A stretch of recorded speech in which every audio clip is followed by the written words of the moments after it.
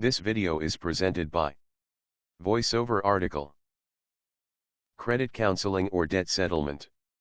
While naturally Franklin Debt Relief is inclined to argue on behalf of debt settlement over credit counseling, we also recognize that it's impossible to declare which program is better because it depends on a number of variables that differ from individual to individual.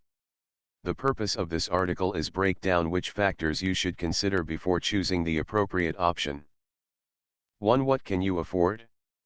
Credit counseling programs tend to be a lot more expensive than debt settlement programs. The reason is simple: credit counseling only produces results on the interest rates, whereas debt settlement is able to actually negotiate the amount you owe.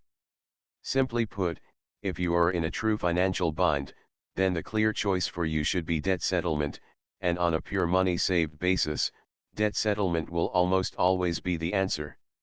Although this is undoubtedly an important factor, it is not the only variable to consider before making a decision on which program is best for you. 2. What sort of credit impact can you tolerate? Some credit counselors out there will undoubtedly tout that their program doesn't affect your credit score negatively. This is a play on words. Sure, your score won't drop, but ask any lender what the impact is to your loan application. Let me save you some time, it's devastating. That being said, debt settlement is no better for your credit, and lenders in general definitely do not like seeing debtors seeking outside help for their financial situation. On the flip side, they definitely do not like seeing the past due marks from enrolling in a settlement program.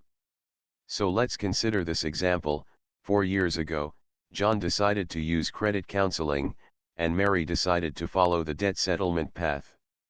They both have the same income and expenses, and they both apply for a $200,000 mortgage. Who is more likely to get it? John, who is 1 year away from completing his credit counseling program, or Mary, who finished her debt settlement program 1.5 years ago and has since been rebuilding her credit? While this may vary from lender to lender, in general Mary would be considered the better loan applicant. What if John paid a lot per month and they both finished their respective programs in the same amount of time? By itself, the credit counseling program would be better for your credit, but when you factor in the fact that Mary would probably have more savings to contribute to a down payment, she'd still probably be considered the better loan applicant. Do I think this is fair? Not at all. It's ridiculous that lenders are so harsh on clients of credit counseling programs. Unfortunately, the system is flawed, but until there are adjustments made to correct it, debt settlement clients will be in a more favorable position to obtain new credit upon completion of their program. 3. Who do you owe? So you can save more money in debt settlement, but not always.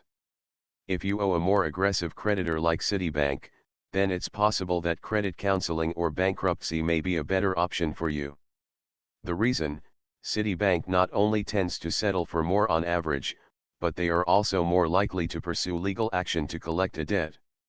Although under most circumstances debt settlement is still successful with these creditors, it is a much riskier undertaking when you're dealing with Citibank.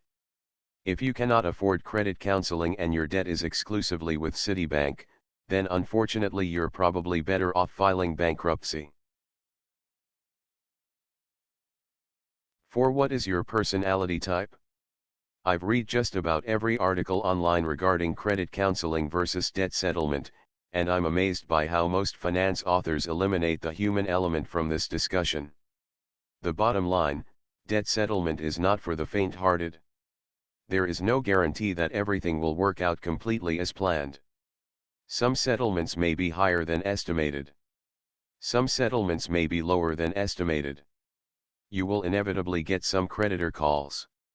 This is the nature of the program, and you must be willing to accept some level of uncertainty before enrolling.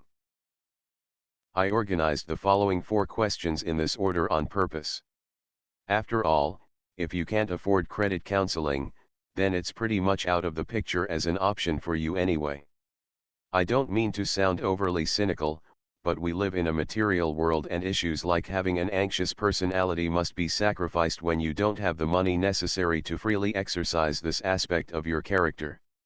On the flip side, if you have 100% Citibank debt, it would be foolish for you to choose debt settlement over credit counseling or bankruptcy just because you fancy yourself a risk taker.